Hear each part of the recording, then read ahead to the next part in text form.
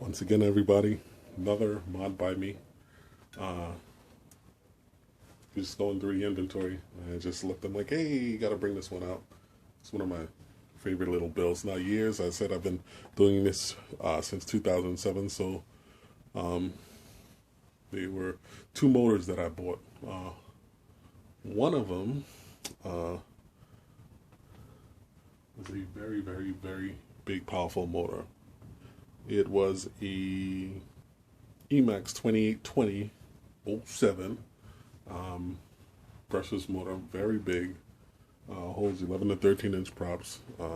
Can't remember the size plane it was, but I have 6 of those motors that I have on a PVC flyer that I'll be eventually pulling out and showing everybody. But the other motor I bought was, let's see if I could just sneak it in this shot here. This little motor. Let's see.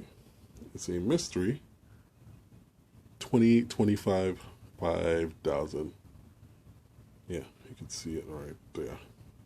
Very small motor, but the motor is a bottom mount motor. And I had this motor for the longest, 5,000 kV. This thing spins up like you wouldn't imagine. And I'm like, what am I going to do with this thing? I couldn't figure out a project, but started tinkering, man. I gotta say, those guys on RC Hobbies, they get the how can I put it?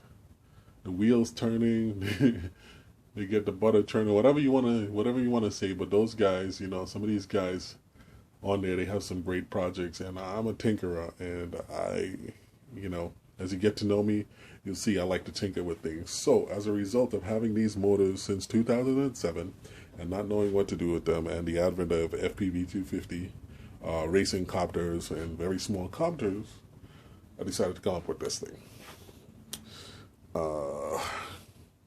This is, you know what, let's measure this size while we're on here. This is a multitude of spare parts and cut up frames, as you can see. Little Velcro for the battery mount, 2 motor plates, and then, as a matter of fact, it's so funny. I always talk about that Hobby King H-Copter and how it's become a donor for many of my projects. But these are the original arms from the Hobby King H4. They're not the strongest arms, especially when you're dealing with a copter that big, but for something this small, perfect. I like my nylon spacers. They come in handy. And carbon fiber props. As a matter of fact, we have this on camera right next to the 290. Let's measure this thing and see what it is. It's almost like a dead cat configuration. It's like a mini dead cat, which is so funny. Of course, we know this is 290. Let's measure this guy here. My other project was 240. Oh, this is pretty close. This is like 235. So it falls in the 250 class, small racer type. Wondering what board is on there. That board is a Multi-V SE. Didn't plug it in yet. Don't have too much experience with it, but I'm figuring, you know what, I got it. Let me work with it and see. I want to know everything about all the boards so that I have a ability to compare and educate people about what's out there. So as I work on them and get them working, I'll tell you the differences. There's a lot of people out there, but that have good information. But it's nice to do it yourself and know what's out there and what you like, what you don't like. From what I told them, from what I've seen, the Multi-V SE is good for acrobatics and various things like, small copters and stuff like that. I put the NASA in my FPV one because even though it's small, kind of want something that's a little bit steadier, even though it's small. It's nice to have something so small and stable.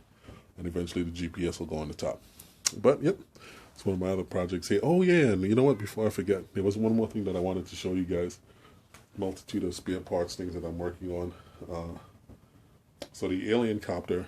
as a matter of fact, let me bring it back into the shot.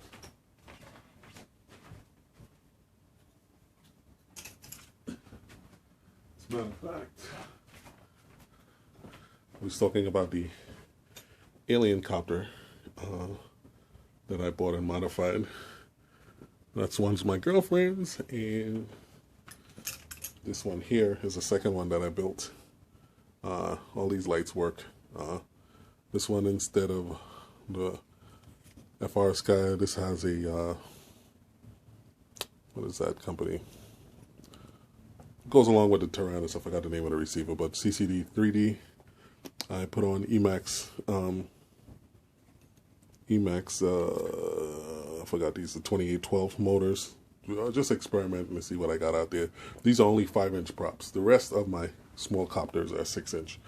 But these are 5-inch carbon fibers. So these motors are 5 to 7 inches are recommended. So I could even go, we could look between the motors. There's space for a little in the front, definitely. In the back, and not so much. Probably 6-inch in the back. I think I got about an inch between those two, so half an inch would be like just right there. Pretty interesting, right? So that's that there. And then, last but not least, in my small collection, this is something that it's just an idea that I came, the alien copters in the back. Since I chopped out the frames and I had some carbon pieces laying around, I figured, hey, you know what? Let's try something crazy like that, like a mini hex. Motor mounts. I like these motor mounts. They just light, you know, they bolt up to anything. Good for testing, stuff like that. But this is a configuration I'm thinking about doing. It's like, how are you going to get all those in there and, you know, worry, not hit props and stuff like that. So I decided, you know what? Let me tilt up a little bit with this so you can get an idea of, okay. I'll move these to the side. So, all right. It's a photographer in me. How are you going to get all those motors in the air and not bang up anything? This is like a pretty head-on shot.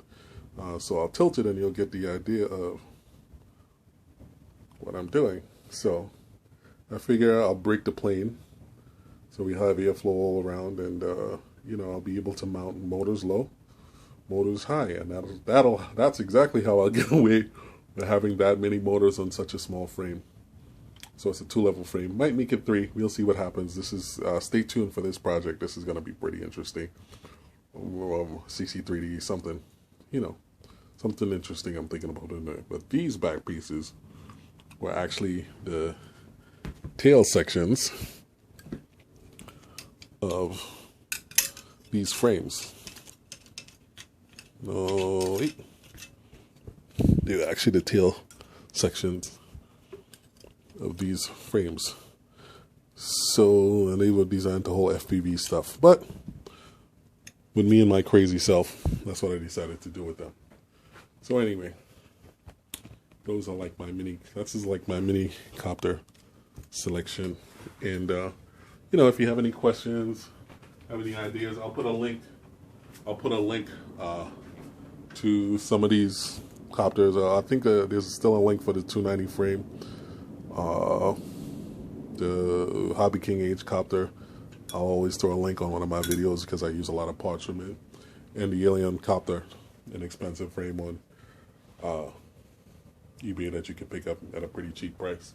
But with that, everybody, thanks for watching. I always appreciate your comments. Constructive criticism is awesome. It helps me out and it helps you out. And if you see anything you like, give me a buzz. Let me know. Later.